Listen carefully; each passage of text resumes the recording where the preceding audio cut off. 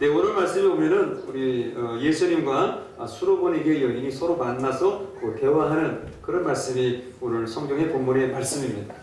오늘 말씀의 그 배경을 본다면 예수님께서 마가복음 6장부터 시작해서 베스다 지방에 가셔가지고 천국의 말씀을 전했습니다. 하나님 나라의 말씀을 전했는데 너무나 많은 사람이 모여서 많게는 2만 명, 그런 많은 사람들이 산에 그냥 들에 그냥 가득히 앉아서 이렇게 말씀을 들었어요.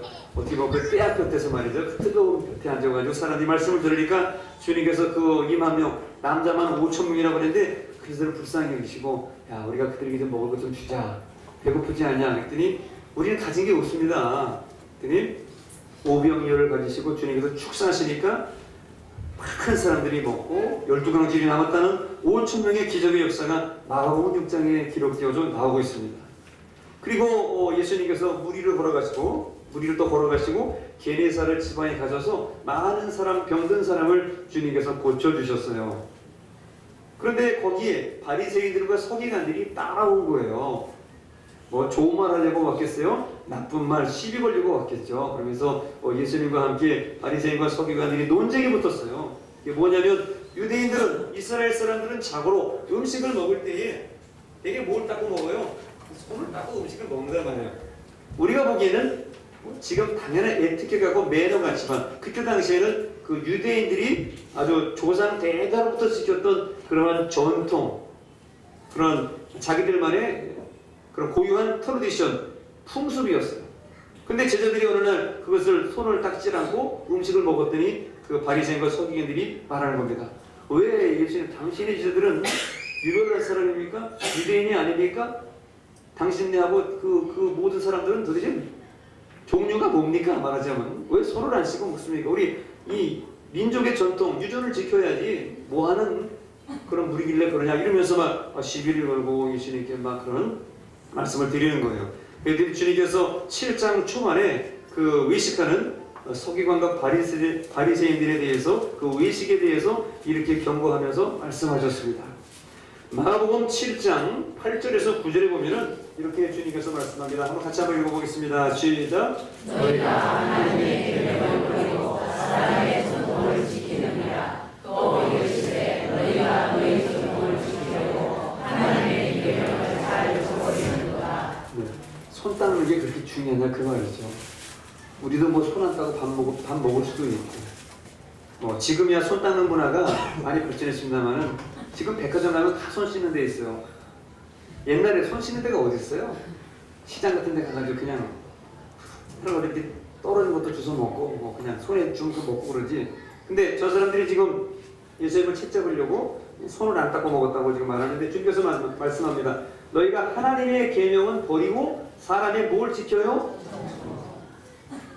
교회도 마찬가지고 뭐 집안도 마찬가지고 하나님의 말씀의 그 근본 뜻을 지켜야지. 사람이 만들어낸 그런 전통, 그걸 뭐 오럴 트래디션이라고 그러죠. 구전, 그다음에 어떤 뭐 사람들이 말하는 어떤 법이라는 거 말이죠. 이것도 다 사람들이 정한 거지 하나님께서 우리에게 뭐 그렇게 조각조각 해주신 거 아니거든요. 근데 사람들이 그것을 더 숭상하면서 하나님의 율법의 뜻을 버렸다는 거예요. 그리고 구절에도 너희가 너희 전통을 지키려고, 사람들의 전통을 지키려고 하나님의 계명을 아주 잘 버린다고 주께서 그냥 탁 꼬집어가지고 그냥 말씀하십니다. 직구를 날린 거예요. 주님께서 요즘 말로 직구를 날리신 거예요. 그러니까 듣는 사람들이 얼마나 확 쇼킹을 했겠어요. 스트라이크죠. 직구를 날렸으니까 스트라이크예요. 한번 먹었어요. 바리새인 서기관들이. 오늘 이 말씀에 주님 말씀한 것처럼 너희가 사람의 전통을 지키려고 하나님의 계명을 버렸다. 오늘 우리들이 이 성경의 말씀으로 돌아가 하나님의 뜻을 깨닫고 사람들이 만들어낸, 사람들이 거추장스럽게 한 모든 것은 형식에 불과한 거니까 내용은 바뀌지 않게 형식과 이 모든 순서는 바뀔 수 있는 것을 기억하면서 주님의 본래의 마음을 우리는 찾아야 될 것입니다. 그렇게 좀 말씀하시고 난 다음에 좀 논쟁을 하고 쉬시려고, 능력을 행하시고 말씀하시고 쉬려고 두로라는 지방에 갔어요. 지금으로 말하면 그 레바논 지역인데 그 지중해가 가까운 해안가로 갔어요. 우리 부산처럼 바닷가 가까운 송정이라든지 조용한 동네. 그런데 이제 두로 지방에 주님께서 쉬러 가신 거예요. 콧바람 쐬러 가신 거예요. 콧바람. 근데 그때 예수님이 오셨다는 소식을 듣고 수로보니게 여인이라는 사람이 주님께 찾아왔어요. 그래서 주님께 찾아와서 또 주님과 함께 이런저런 얘기를 나누는 말씀이 오늘 본문의 말씀입니다. 여러분, 오늘 성경에 나오는 수로보니게 여인은 어떠한 인생을 살았던 여자이겠습니까? 그는 마음에 상처를 가진 여인이에요. 오늘 여기 있는 대부분의 많은 여자들이 상처를 가지고 있듯이 수로보니게 여인은 그 2000년 전에 마음에 상처를 가지고 살아가는 그러한 여인이었습니다. 왜요? 어린 딸이 더러운 귀신이 들렸어요. 아마 성경에는 나오지 않지만 추측해 보건대 어린 딸이라고 하는 거 보니까 젊은 30대 정도 되는 여인은 아닐까 추측을 해봅니다. 정확히는 모르겠어요. 어린 딸이 더러운 귀신이 들렸어요. 여러분, 아기가 작은 딸이 아프니 그 마음이 오죽하겠습니까? 자기가 아픈 것보다 더 많이 아프죠. 저도 제가 딸을 기르면서 우리 딸들이 응급실에 갔던 적이 있어요. 여기 지금 둘째 딸이 있는데 둘째 딸도 어렸을 때 경기를 해가지고 집에 2시간 3시간 경기를 해가지고 놀래가지고 땄는데도 몸이 빳빳이 쓰고 펴지질 않아서 옆에 병원에 응급실에 가서 손등에 요 고사리만 손등에다가 그 나비바늘이라고 하는 그 링거 바늘을 한 20분을 꽂았을 거예요.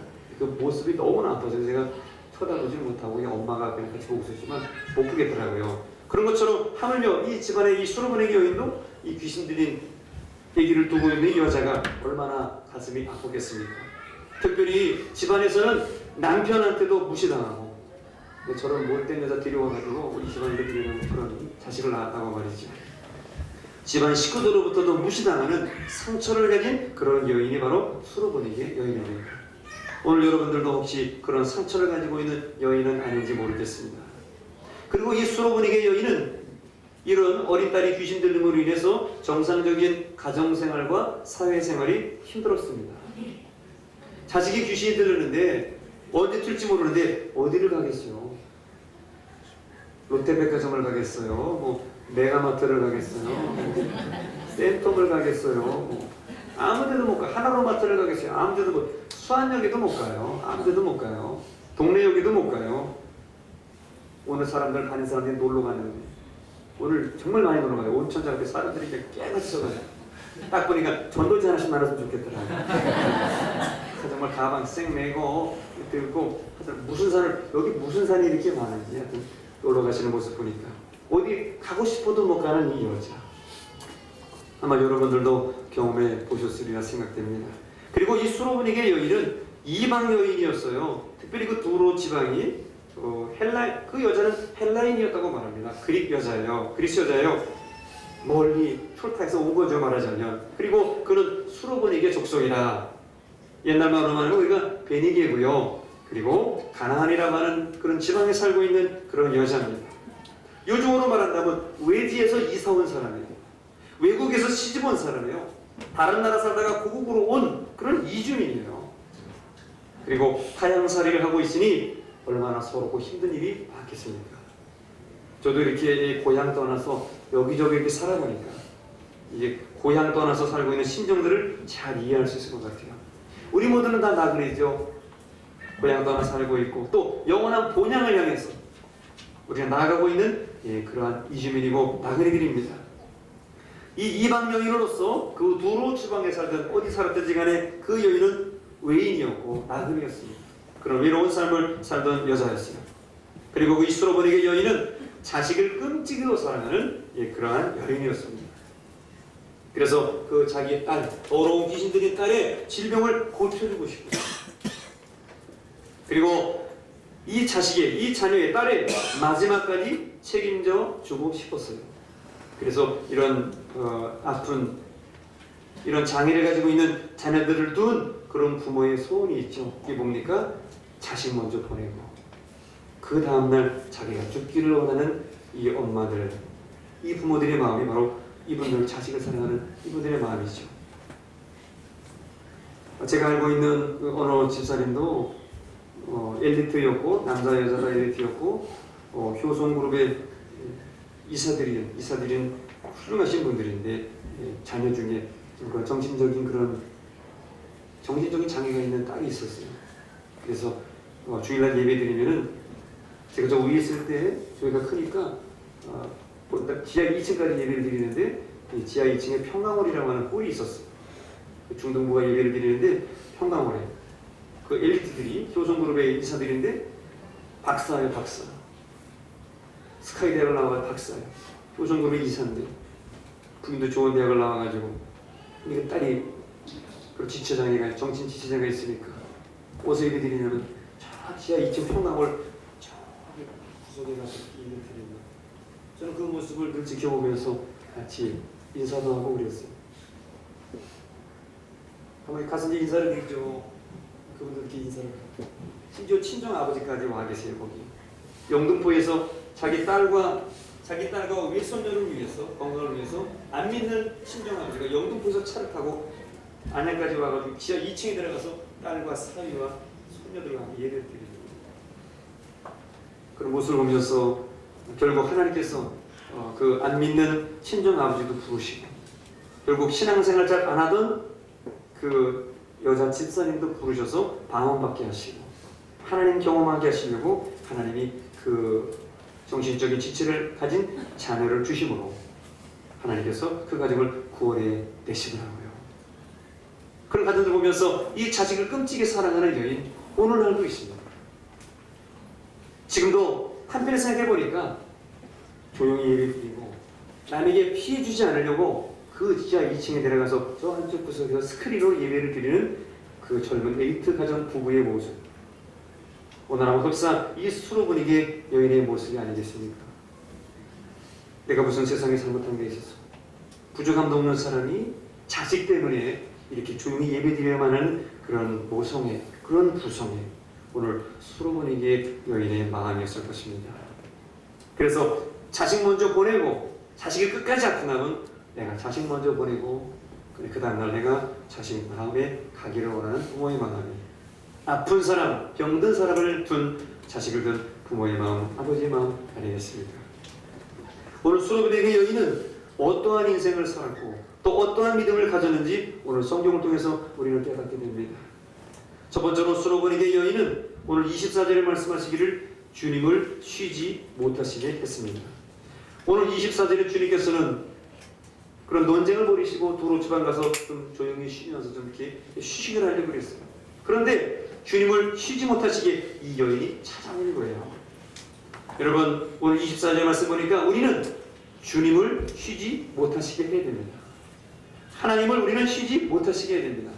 물론 하나님이 쉬시냐 주무시냐 그러시진 않습니다. 그러나 이것을 표현할 때에 신인 동용론적 표현이라고 해서 하나님의 속성과 품성을 표현할 때 우리가 알고 있는 그런 것을만 설명할 수밖에 없기 때문에 그것을 표현을 들여와서 표현하는 것이죠. 주님이 쉬지 않으시고 주무시지 않지만 오늘 말씀 보니까 수로 보내기 여인처럼 저와 여러분은 주님을 쉬지 못하시게 하는 믿음이 중요하다는 것입니다. 그래서 이사야 62장 7절에 하나님께서 우리에게 이렇게 말씀하셨습니다. 이사야 62장 7절 말씀 같이 봅니다. 시작. 또 여호와께서 예루살렘을 세워 세상에서 찬송을 받게 하시기까지 그로 쉬지 못하시게 하라. 여기서 그가 누구냐면 하나님이에요. 하나님이 예루살렘을 세워서 세상에서 찬송을 받게 하시기까지 하나님으로 쉬지 못하시게 하라. 여러분 하나님은 쉬지 못하시게, 주님을 쉬지 못하시게 기도도 하고 자꾸 이렇게 귀찮게 하게 되고 주님이 자꾸 찾아오면 좋은 거예요. 그러나 목사님은 귀찮게 하지 마시기 바랍니다. 저는 사람이에요. 예, 전화라든지 뭐 찾아오든지 참 힘들 때도 있어요. 다 반갑고 즐거우시면은 사람인지라 또 힘들고 어려운 일을 또 하고 나면은 그 몸에서 이제 그 신호가 와요. 신호가 와요. 그래서 적당히 하고 뭘 스톱해야 될 때가 있어요. 이 사람이 몸을 입으니까 육신이니까 그렇잖아요, 그죠? 근데 우리 주님과 우리 하나님은 쉬지 않아도 되시니까 늘 깨어 계시는 젊은 것의 하나님이시니까 수로 보내기 여인처럼 주님을 찾아 쉬려고 하는데 깨워드리고 주무시는 분들도 깨우고 오늘 저만 바라봐달라고 주님 내 음성을 들어달라고 기도하면서 주님을 쉬지 못하게 하는 그런 믿음을 갖는 저와 여러분 되어야 될 줄로 믿습니다. 이게 바로 수로 보내기 여인의 삶이었어요. 주님을 쉬지 못하게 하는 것. 그리고 25절에 주님께서 그 두로 지방에 오셨다는 소식을 듣고 이 수로 보내기 여인은 주님께 곧 왔다고 그랬어요. 오늘 한글 성경에 보니까 25절에 마음에 드는 단어 딱 한 글자 곧 이런 단어. 영어의 as soon as라고 뭐뭐 하자마자 그런 단어를 곧이라는 단어로 덧붙여 해석을 했습니다. 여러분, 예수님이 오셨다는 말씀을 듣고 집회가 있다는 말씀을 듣고 기도회가 있다는 말씀을 듣고 예배가 있다는 말씀을 듣고 여러분은 지체하지 말고 따지지 말고 주님께 곧바로 오는 여러분 되시기를 바랍니다. 아멘. 화장 안 하고 와도 좋아요. 눈썹 안 그리고 와도 좋아요. 입술 안 바르고 와도 좋아요. 주님 보러 왔어요. 그리고 사람 보러 왔어요. 그죠? 그러나 깔끔하게는 오시되 그건 오는 거예요. 주님 집회는 오는 거예요. 옛날에는 교회에서 부흥회하고 집회하면 많은 교회들이 서로 왔다 갔다 왔네요. 그런데 지금은 이제 너무들 이제 뭐 다들 잘 되어 있으니까 그러지 못합니다만은 곧바로 오고 주님께 나오는 이 믿음이 바로 수로보니게 여인의 믿음이었어요. 주님께 쉴통을 안 준 거예요. 그것이 바로 곧바로 간 이 여인의 믿음입니다. 또한 이 수로보니게 여인의 믿음은 오늘 25절에 보니까 주님 앞에 와서 엎드렸다고 그랬어요. 주님의 발 앞에 엎드렸다 그랬습니다. 왜요? 자기 자식 때문에, 자기의 상처 때문에 이 상처를 고침받고 싶고 주님께 모든 것을 아뢰고 싶었기 때문에 주님 앞에 엎드렸다고 그랬습니다. 바로 겸손과 순종의 자세 아니겠습니까? 오늘 저와 여러분들이 주님 앞에 와서 무릎 꿇는 겸손한 자세가 있어야 될 줄로 압니다. 옛날에는 그래서 교회 생활하기가 참 좋았던 것도 같아요. 지금은 이렇게 의자 문화가 있고 편하게 앉아가지고 예배드리고 그러는데 언제 우리 그랬겠어요? 지금은 큰 교회 다니는 교인들은요, 저 2층 꼭대기에 앉아가지고 이런 사람도 많아요. 언제 2층에서 그런 거 하라고 그랬어요? 더 겸손하게 해야지. 옛날에 우리가 마룻바닥에서 예배 드리면서 쳐라 그냥 예배 드리고 애들 학생 때 공각 공부해도 다 무릎 꿇고 그냥 앉아서 선생님 얘기고 서로 장난을 치더라도 무릎 꿇고 그랬는데 지금 뭐 무릎 꿇는 장소가 없어서 그런지 그런 게 좀 아쉽다는 생각이 듭니다. 어쨌든 저희들은 주님 앞에 와서 엎드려 경배하며 무릎 꿇는 자세를 갖는 저와 여러분들 신앙의 자세가 되어야 될 것입니다. 그리고 26절에 말씀합니다. 그리고 그 수로보니게 여인은 주님께 와가지고 간구했다고 성경이 말씀하고 있습니다. 주님께 부르짖은 것이죠. 같은 병행 구절인 마태복음 15장 22절에 보면은 바로 그 여인이 부르짖어 외쳤다고 그랬어요. 왜요? 자기 딸을 살려달라. 내가 여기저기 다녀봤지만은 하나도 고치지 못하고 내가 이 인생의 이 고비를 넘기고 좀 편하고 아름다운 행복한 삶을 살기 원합니다. 주님, 우리 딸을 고쳐주시고 저희 인생을 새롭게 하여 주시옵소서. 주님 앞에 나서 창피함을 무릅쓰고 간구하고 있는 것입니다. 오늘 저와 여러분들도 주님 앞에 나와서 예쁘게 표현하는 예쁜 두 손 모아 드리시길 바랍니다. 제가 서울의 교회에 있을 때 예배드리는 모습 중에서 지금도 잊지 못하는 감동적인 모습이 있는데 그건 서울에 있는 어느 교회의 사모님의 모습이었어요. 제가 예배 드릴 때마다 쳐다봤어요. 저게 무슨 모습을 많이 봤어요. 그분은 항상 기도할 때 그랬어요. 축도하기 전에 마지막 기도할 때 그렇게 항상 하시더라고요. 근데 그 모습이 한편에서는 너무 아름다워 보이기도 하고 한편 저게 진짜일까 하는 모습이 있는데 지금 보니까 진짜인 것 같아요. 축도하기 전에 그 모습이 너무 아름답고 했던 것 같아요. 여러분도 기도할 때 이렇게 아름다운 예쁜 두 손 그러니까 너무 유학적한지 모르지만 고운 두 손 모아가지고 거친 두 손 모아가지고 주님 기도할 수 있는 그런 아름다운 겸손한 자세가 오늘 저와 여러분들에게도 있어야 될 것입니다. 그 여인이 주님께 나와서 간구했어요. 그리고 26절에 보니까 그 여인은 이 먼 길을 개의치 않고 왔습니다. 어디서 왔는지 몰라요.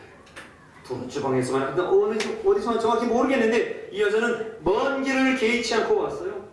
그 뜨거운 중동의 날씨에도 불구하고 그 모래바람이 날리는 그 날씨에도 불구하고 거리에도 개의치 않고 주님 앞에 듣자마자 오시자마자 찾아왔다는 거예요.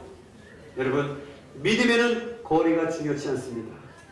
아니, 다시 본다면 믿음의 그 거리는 사실은 반비례하는 것 같아요. 먼 데 있는 사람이 더 뜨겁게 믿으려고 그러고 가까운 데 믿들이 더 좀 그 여유가 있는 것 같아요. 옛날에 우리 학교 다닐 때도 보면은 누가 제일 먼저 와요? 집 먼 애가 제일 먼저 와요. 가까운 데는 늦게 일어나고 늦게 가요. 우리 교회에도 믿음에도 거리가 중요치 않은 걸 봅니다. 우리 신앙인들은 멀리서 더 잘 옵니다. 멀리서 잘 믿습니다. 가까운 데 있는 분들이 잘 안 믿는다는 얘기는 아니에요. 그래서 우리가 멀리 가서 전도하는 거예요. 대개 30분, 1시간씩 올 수 있는 거리면 너무나 좋아요. 그런 분들이 오셔서 예배드리고 또 가서 자기의 삶을 하고. 여러분, 믿음의 거리가 중요치 않은 걸 보면서 이 여인처럼 거리에 개의치 아니하고 날씨에 개의치 아니하고 먼지 나는 것도 개의치 않고 주님께 나오는 그런 성숙한 믿음이 저와 여러분들에게 있어지기를 축원합니다. 그리고 이 수로보니게 여인은 오늘 27절 말씀에 보니까 그는 무시당하는 것도 개의치 않았어요. 오늘 주님께서 대놓고 이 수로보니게 여인에게 말합니다. 주께서 말씀하시기를 자녀의 떡을 취하여 개들에게 던짐이 마땅치 아니하니라. 주님께서 말씀하십니다. 복음은 유대인이 먼저야. 이들이 먼저 듣고 그 다음에 너희들 이방인들이 헬라인이 들어도 괜찮아. 그렇게 말씀하시는 그 무시당하는 것을 그 여인은 개의치 않았습니다. 그리고 주님께서 말씀합니다. 자녀의 떡을 개들에게 던지다. 자기 딸과 자기를 개 취급하는 그러한 모욕감이 드는 그러한 순간에도 그런 것을 개의치 않았다는 것입니다. 실제로 이스라엘 그 유대 지방에는 많은 사람들이 어른들이나 사람들이 식사를 할 때에 빵을 먹잖아요. 빵을 먹으면 이제 뭐 우유도 찍어 먹고 뭐 여러 가지를 찍어 먹고 이제 뭐 잼에도 찍어 먹을 거 아니에요, 그죠? 유대인들이 이렇게 수염이 났잖아요. 이쪽 동양 중국 계통 이쪽은 뭐 별로 수염이 별로 없지만은 저쪽 중동 사람들은 수염이 많이 났어요. 수염이 먹다 보면 이렇게 빵을 찍어서 이렇게 먹다 보면 먹고 흘러가지고 수염이 내려간다고요. 수염이 내려가면 이거 어떻게 하냐면은 다른 빵을 잘라가지고 쌤이 내려가지고 개한테 던지는 거예요, 이렇게요. 빵을 이렇게 해가지고 던지면 개가 또 그걸 와서 먹고 또 가고. 개는 어떻게 해요? 너 이제 떨어질까 보고 그걸 주워 먹으려고 지금 준비하고 있는 거예요. 근데 주님께서 거기에 비유를 한 거예요. 자녀의 떡을 개들에게 던짐이 마땅치 않다는 거죠. 그런 얘기를 듣고도 그 여인은 개의치 않습니다. 무지당함을 개의치 않습니다. 오늘 여기 앉아있는 저와 여러분들도 마찬가지 아니겠습니까? 혹 오늘 교회 기분 좋게 왔는데 안내하는 사람이나 모든 사람이 여러분을 무시하고 안녕하세요 인사를 했는데 싹 가버렸어요. 등들고 가버렸어요. 그런데 인사를 했어요. 혹시 이렇게 생각이 드는 일이나 또 누가 내 팔을 밟았거나 혹시 지금 목사님 얼굴 쳐다보고 있는데 자꾸 이렇게 가리고 그런 분이 혹시 있을지라도 뭐 그렇게까지 보려고 하진 않겠지만 좀 보려고 자꾸 이렇게 하고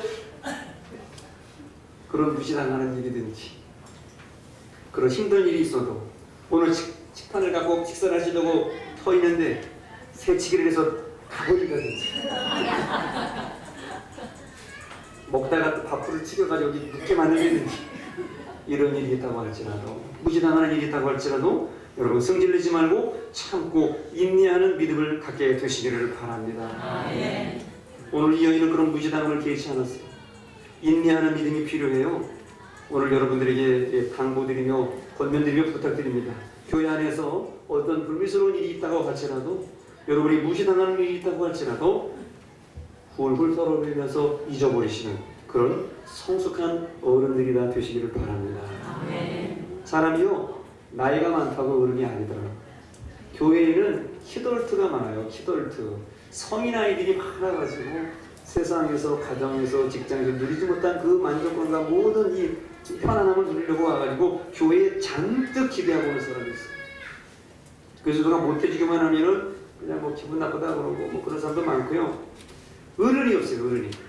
우리 교회 안에는 이 신앙의 어른들이 많으시길 바랍니다.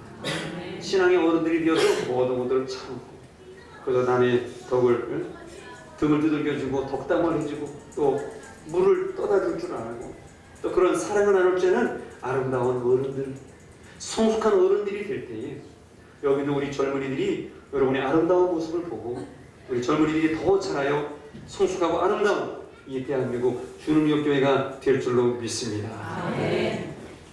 그런 어른들에게 성숙한 어른들에게 주님이 축복해 주십니다. 그리고 오늘 28절에 보니까 수로보니게 여인은 주님께 당당히 요구합니다.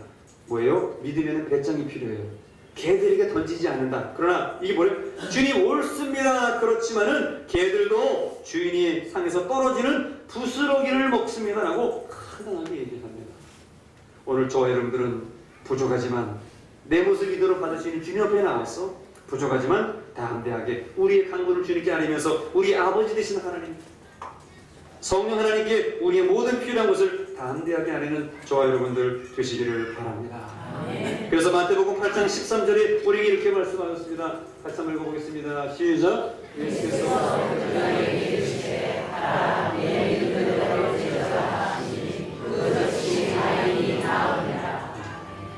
주님께 당당히 요구하고 그 믿음의 배짱을 갖고 주님만 하시면은 할 수 있다는 믿음을 갖고 그 여인이 당당하게 요구했다는 겁니다. 그리고 오늘 29절에 보니까 그 수로보니게 여인은 주님이 하신 말씀을 믿었습니다. 주님께서 29절에 말씀하시죠. 예수께서 이르시되 이 말을 하였으니 돌아가라, 귀신이 네 딸에게서 나갔느니라. 그 말씀을 듣고 믿고 집으로 돌아갔습니다. 의심하거나 증거를 요구치 않았어요. 설마 주님 혹시 나았다는 증거가 있으면 이런 얘기 안 했어요. 믿고 돌아갔습니다. 믿는 자에게는 능치 못할 일이 없고 믿음대로 되는 줄로 믿습니다. 방금 전에 읽었잖아요. 네 믿음대로 될 자라 그랬잖아요. 부산의 어느 교회에 있었던 일입니다. 여러분들도 그런 분들이 되시길 바랍니다. 부산 어느 교회에 어느 권사님이 계시는데 그 교회 권사님이 건강이 좀 안 좋으셨는지 병원에 가서 진단을 받았어요. 건강검진을 했는데 폐암이 나온 거예요. 여자들은 왜 폐암이 걸리는지 몰라요. 담배를 피웠나, 술을 먹었나. 건강에는 누구도 이게 예외가 없는 것 같아요. 폐암 진단을 받으니 권사님이 어디 놀란 거예요. 아, 이제 내 인생 다 됐나 보다 이제. 마음의 준비를 하면서도 아직 나에게는 사명이 남아있는 것 같아요. 내가 좀 더 열심히 하자 해야 돼. 폐암으로 죽기는 아마 권사님이 싫으셨는지 마음에 준비를 하시고 그렇게 다짐을 했대요. 내가 그럼 죽기 전에 내가 목사님 안수기도 한번 받으면 내가 나을 것 같다. 이 마음이 드시더라는 거예요. 그 권사님께. 그래서 그 권사님이 정말로 폐암 진단 받고 나서 목사님께 전화를 하고 목사님이 기도를 받으러 가겠습니다. 왜요? 병원에서 보니까 이렇게 진단이 나고 암이라고 그러는데 내 목사님 기도 좀 하면 좋겠습니다. 그래요, 오세요. 그래서 권사님이 오셔가지고 목사님의 기도를 받았다는 거예요. 그리고 가서 다시 병원에 가서 건강검진에서 차트를 쫙 열어보니까 의사가 어떻게 해요? 눈이 그리고 노래하는 거 뭐예요? 폐암이 싹 사라졌더라는 것입니다. 왜 사라졌는지 저는 잘 몰라요. 저는 그 목사님이 얼마나 능력인지 저는 잘 모릅니다. 그러나 중요한 것은 그 권사님이 목사님의 기도를 받으면 나을 줄로 믿겠다는 그 믿음을 보시고 하나님이 그 목사님의 기도의 통로를 통해서 기적과 치료를 베풀어 주신 줄로 믿습니다. 여러분 우리가 이런 믿음을 가져야 돼요. 이런 간절함을 가져야 됩니다. 해주시면 고맙고 내 동생도 목사고 내 사위도 목사고 내 형도 목사인데 당신은 별거 있겠어요. 해주셔서 있으면 능력 있으면 고맙고 한번 해보세요. 이런 마음 갖지 마시길 바라요. 그는 주님을 시험하는 마음이기 때문에 그런 마음 갖지 마시고 간절한 마음을 저나 여러분이나 가지시길 바랍니다. 그런 믿음이 오늘 우리에게 필요한 것이죠. 그리고 이 수로보니게 여인은 어떠한 여인이 되었습니까? 바로 성경에 기록되어 있는 여인이 되었습니다. 중요한 게 있어요. 왜 그 여자의 이름은 안 나왔을까요? 아시는 분 손 들어보세요. 수로보니게 여인의 이름은 왜 안 나왔을까요? 아시는 분 손 들어보세요. 제가 정답을 가르쳐 드릴게요. 그 여인의 이름은 아무도 모릅니다. 천국 가서 물어보도록 해요. 네. 그건 몰라요. 왜 썼는지 안 썼는지 저는 몰라요. 그리고 그 이름이 중요한 건 사실 아니죠. 중요한 건 천국 가서 물어보기로 하고 그 여인이 어쨌든 이 성경책에 기록되어진 것입니다. 이런 영광을 누리게 된 것, 개인적으로 집안적으로 영광을 얻게 된 것입니다. 바로 하나님께 감사와 찬양을 드리는 여인이 되었던 것이죠. 결국 이 수로보니게 여인은 어떻게 되었습니까?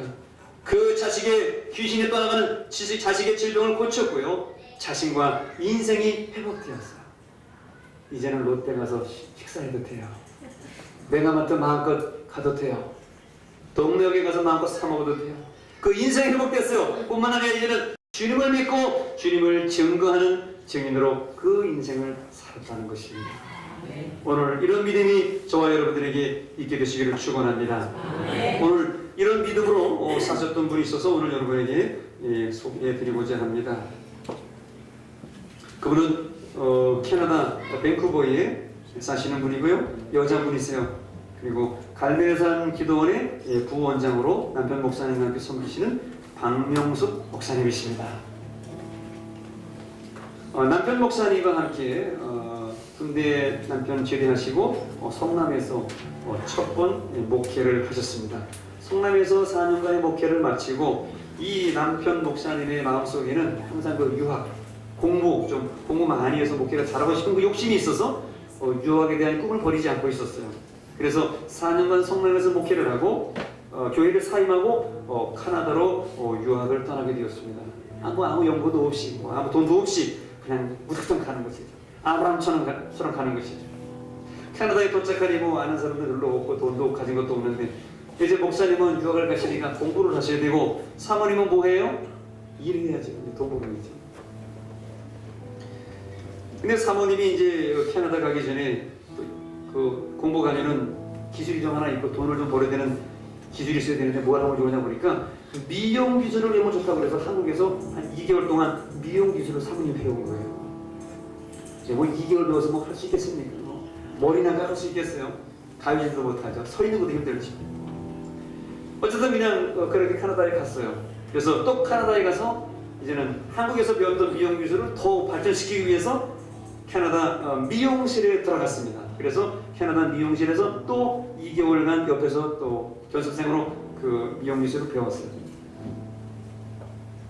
근데 같이 미용실에 같이 있던 그 이라크 사람이 있었는데 그 사람과 함께 이제 독립적으로 미용실을 하나 차렸다 그래요. 근데 이 사모님이 파마를 하면요, 한 번 파마를 하면 5시간씩 파마를 말았대요. 왜요? 못하니까. 보통들은 5시간씩. 저도 이제 우리 남자들은 그래요. 이발소나 이런 데 가면은 좀 머리를 좀 오래 깎아주면 좋겠는데. 자, 머리 갖고 오세요. 옛날에는 안 그런 것 같은데, 옛날에는 참 머리 깎고 그런 게 참 좋았을 텐데, 지금은 그런 게 많이 없었습니다. 근데 사모님 파마를 말면 그냥 마음껏 또 근데 사람들이 볼 때는 어떻게 해요? 정성이 최고다. 꼼꼼하다고 소문이 나가지고 사람들이 더 많이 오는 거예요. 소문이 나가지고. 근데 맨 처음에 20불씩 하면 2만원, 3만원 하거든요. 외국인은 커트도 비싸고 파마 비쌉니다. 보통 한 200불 정도 한다고 그래요. 300불 정도 하니까 한 30만원짜리 파마를 하는 거예요. 우리 여기 한 3배 정도 되거든요. 비싸요. 그래서 이 바버샵이나 미용실 하면은 외국에서 돈 잘 법니다. 근데 이제 막 미용실이 잘 되는 거예요. 그리고 이제 소문도 많이, 사람도 많이 데리고 오고, 한국 사람도 소문 나고, 야, 거기 원장님 있잖아. 그 박명수 그분 있잖아. 5시간 동안 정성 대박 갑시다. 땀 흘리고 파마를 하는데 돈도 잘 벌리고, 짭짤한 돈도 잘 벌리고 그러지. 이 사모님이 미용실을 운영하는데 말씀과 기도 생활이 안 되는 거예요. 현실적인 문제가 닥치니까 영적으로 무뎌지기 시작하는 거예요. 그러면서 한편에서 위안을 받는 거예요. 사모님이, 야, 내가 돈 벌어야지. 우리 남편 목사님 공부하지. 돈은 누가 줘? 일은 내가 해야지. 하나님은 하늘에서 돈 떨어뜨려줘? 그래 안 했어요. 내가 돈 버는데 뭐가 참으시? 이렇게 스스로를 위로하는 거예요. 그래서 자꾸 이제 내가 돈 벌어야 목사님 공부시키고 유학하시고 애들도 가르치시지. 우리 목사님 가지고 굶어 죽으라는 거예요. 누가 돈을 줘? 이렇게 스스로 위안을 자꾸 쌓으면서 합리화시키는 거예요. 그러더니 하나님과 자꾸 뭐를 주더래요. 미용실만 생각해. 미용실. 자국제나 미용실. 근데 남편 목사님이 옆에서 보니까 목사님은 그래도 기도하시고 공부하니까, 여보, 우리 주업은 미용실이 아니잖아요. 하나님 기뻐하시는 게 아니잖아요. 우리 미용실을 닫읍시다. 우리 하나님만 믿고 한번 닫아봅시다. 그래도 사모님이, 당신 뭐 먹고 살려고 공부하고 돈 버는 거 있어요? 그 목사님 또 말빨이 치는 거예요. 말은 여자한테 못 당하잖아요, 남자가. 닫아야 되는데 닫기는 뭘 닫아야 먹고 생계를 책임지는데 말이죠. 그런데 2년 6개월 만에 하나님의 사인이 나옵니다. 사모님이 병원에 가는데, 다리가 아파서 병원에 가는데, 다리 다쳤는지 병원에 갔는데 환도뼈에 연골이 다 없어졌다는 거예요. 환도뼈 여기 아시죠? 여기 중요한 환도뼈 두 개가 이렇게 두 개가 떠받치는 환도뼈라고 있어요. 여기 두 개가. 이게 제일 중요하거든요. 다리에서 환도뼈 연골이 다 닳았다는 거예요. 아니 뭐 사모님이 뭐 여기 와가지고 뭐 10년 20년 뭐 그거 한 것도 안 해요. 이제 2년 6개월밖에 안 했는데 얼마나 열심히 했는지 환도뼈 연골이 다 닳아서 없어졌다고 해요. 다 그게 하나님의 뜻이죠. 근데 더 중요한 것은 의사가 말하더래요. 만약에 사모님 만약에 지금 이거 더 일하면요 환도뼈가 썩어가지고 다리를 잘라내야 되는 무서운 하나님이에요. 그래서 겁시나가지고 죽는다는 소리, 다리 자르는 소리 듣고 미용실 다 와버렸어요. 그러면서 이제 약을 먹으면서 2달 동안 약을 먹으면서 병원에 다니고 치료를 했습니다. 기적이 나왔어요. 2달 만에 환도뼈 연골이 다시 재생된 줄로 믿습니다. 할렐루야. 2달 만에 환도뼈 연골이 생겨요. 근데 몸은 나아졌지만은 뭐예요? 먹고 살아야 될 거 아니에요? 뭐 목사님 사모님 뭐 고기만 먹고 삽니까? 이거 없어요. 이게 없는 거예요. 자꾸 미용실 생각이 나는 거예요. 5시간 200불, 5시간 300불 이렇게 생각나는데 단골들 있잖아요. 단골들. 아주머니 단골들이 오셔가지고 사모님 이제 건강해지셨으니까 이제는 뒤로 합시다. 뒤로. 사모님 팬 많잖아요. 뒤로 해요. 뒤로. 야매로 가자고 합니다. 그럴까요 혹시? 그러면 한번 해봅시다. 한 사람씩 내면서 이제 200불, 300불 해서 집에서 불법으로 미용실을 차리고 이제는 몰래 뒤에서 이렇게 파마를 마는 거예요. 그렇게 8개월을 파마를 말았대요. 하나님의 2번째 사인이 나왔습니다. 어느 날 지인들과 함께 카나다와 미국은 고사리 안 뜯고 도토리 안 줍는 거 아시죠? 이제는 한국도 고사리나 도토리는 이제 못 듣게 한다고 그러대요. 못 죽게 한다고 그러대요 보니까. 그래서 고사리나 이 그 도토리 주 함부로 가시면 잡힙니다. 도토리 함부로 죽지 마시기 바랍니다. 어느 날 지인도가 사모님이 이제 고사리 뜯으러 간 거예요. 캐나다 미국 가면 고사리 그 저기 도토리 정말 많습니다. 그런데 중요한 건 맛이 없어요. 너무 지천이라 맛이 없어요. 그래서 고사리 뜯으러 이제 누르러 하면서 바람 집어넣고 이제 나가는데 통나무가 있어도 길을 건너면 통나무가 있는 거예요. 그래서 통나무를 건너가려고 발을 딛고 가는데 사모님 발을 삐끗하면서 통나무에서 넘어지면서 통나무에 가슴이 이 여자가 가슴에 눌렸으니 어떻게 되겠어요? 너무 통증이 심해가지고 왁 소리 지르고 병원에 간 거예요. 가보니까 갈비뼈가 부러져가지고 폐를 찌른 거예요. 어떻게 해요? 폐 속에서 막 피고름이 나오고 막 피가 나오고 이렇게 올라가는데 너무 고통이 심했대요. 그때 당시로 피를 뽑아내는데 피고름을 뽑아내는데 6,800cc 6리터 800cc를 피고름을 빼냈대요.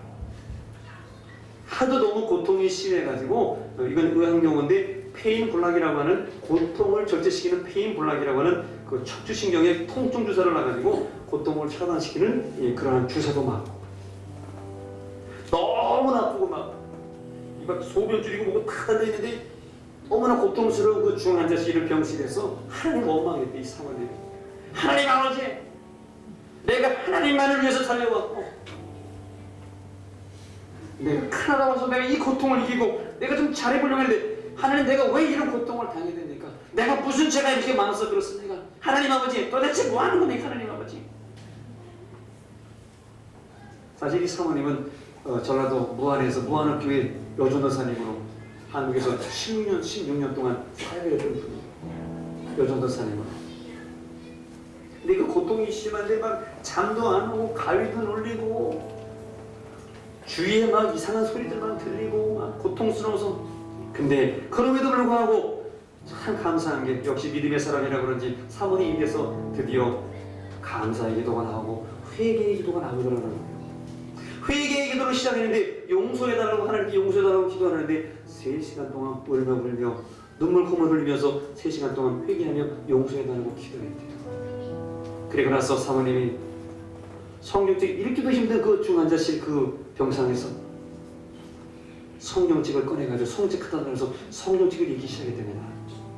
그리고 하나님께서 나에게 이 고통을 주신 이유가 무엇일까? 내가 깨닫고자 성경책을 열심히 읽었대요. 그때 하나님께서 주신 말씀이 무엇인가 하면은 고린도후서 1장 4절의 말씀입니다. 우리 같이 한번 읽어보겠습니다. 시작. 우리의 모든 나라 중에서 우리를 이루어서 우리로 하여금 하나님께 받는 위로로서 모든 나라 중에 있는 자들을 능히 이루어가게 하시는 주시라. 저는 목회 나오기 전에 저희 집안에 특별히 아픈 사람이 없었어요. 그래서 병상에서 입원하는, 물론 한 번도 없었다는 건 아니고요.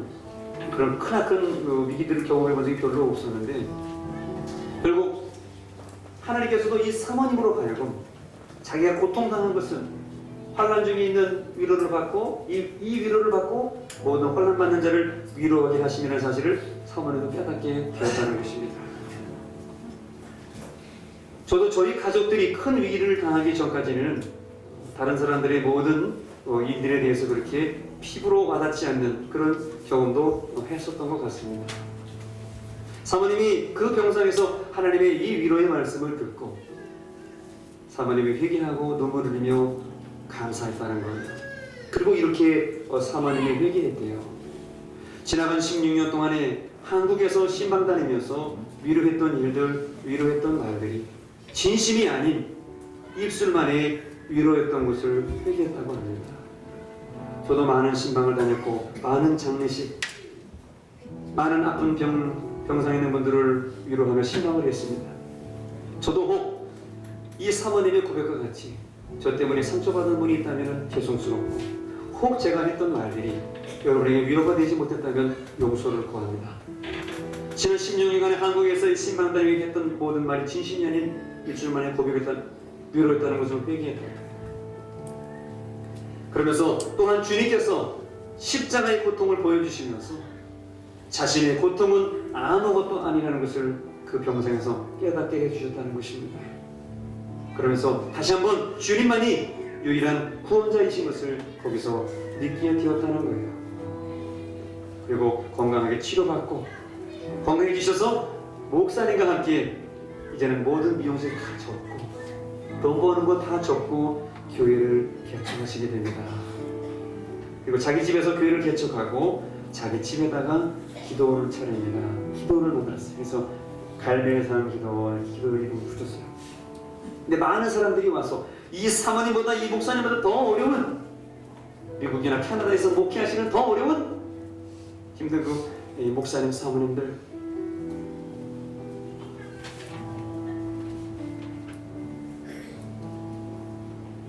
이민자의 삶이라고 하는 것은 굉장히 어렵습니다. 여러분 친척 중에 이민 가신 분이 있는지 모르지만은 그분들 살아있는 게 기적이에요. 그런 가운데 섬기고 있는 이민교회 목사님들, 사모님들, 정말 죽지 못해 살아가고 있는 힘든 어려운 상처와 모든 걸 극복하고 주님 앞에서 마지막 인생을 다하면서 열심히 목회하는 하루들이 너무나 많습니다. 그 기도원에서 많은 사모님들이 와서 위로받고 하나님의 음성을 듣고, 목사님이 기도받아 응답받고, 권사님들이 받아서 위로받고 병고치 받아가지고, 그 갈멜산 기도원이 자꾸 소문이 나는 거예요. 그런데 신기하게 어느 죽으려고 했던, 자살하려고 했던 사모님께서 그 기도원에 오셔가지고 금식하시고 일주일 금식하려고 했는데 13일간 금식을 하시고 하나님의 응답을 받고 다시 교회로 돌아가 목사님과 합쳐서 열심히 목회하시는데, 그 사모님이 지나간 세월 동안에 모아놨던 그 잔도, 센트 그 잔도를 모아가지고 이 갈매산 기도원 찾아오셔가지고 이 갈매산 기도원 터 마련하는데 써달라고 시드머니로 종잣돈으로 써달라고 주시면서 헌금을 하셔가지고 지금은 그 캐나다 갈매산 밴쿠버 기도원이 7,000평의 땅을 사고 이 기도원을 건축하면서 아름다운 하나님의 많은 사람을 섬기고 있는 북미주의 대표적인 기도원이 되었다고 합니다. 하나님은 사모님의 믿음을 변화시키시고 그를 통하여 많은 영혼들을 구원하는 기도원에 축복을 허락해 주셨습니다. 또 주님은 그 2000년 전에 시장도 맘대로 못 가고 남편에게 무시당하고 시어머니에게 무시당하고 집안 사람들에게 무시당하고 주위에 나가지도 못하는 귀신들이 딸을 두었던 그 불쌍했던 각박했던 유리상자에 갇혀 살았던 그 수로버리게 여인의 믿음을 보시고 그를 고쳐주셨으며 그의 모든 가정과 인생을 축복해 주셨습니다. 오늘 여러분은 어떻습니까? 오늘 여러분은 믿음으로 사시겠습니까? 아니면 여러분의 인간적인 수단과 방법으로 그렇게 살아가시겠습니까? 주님은 말씀하셨습니다. 믿는 자에게는 능치 못함이 없느니라. 내가 믿느냐 내 믿음대로 될지어다. 이런 수로버리게 여인과 같은 믿음을 가지시고 자녀를 살리고 남편을 살리고 가정을 살리며 집안을 살리고 나아가 이 나라와 세계 열방을 살리는 어머니의 사랑, 여인의 사랑을 갖고 살아가는 우리 모든 성도들, 우리 모든 여성도들 다 되시기를 주님의 이름으로 간절히 축원합니다.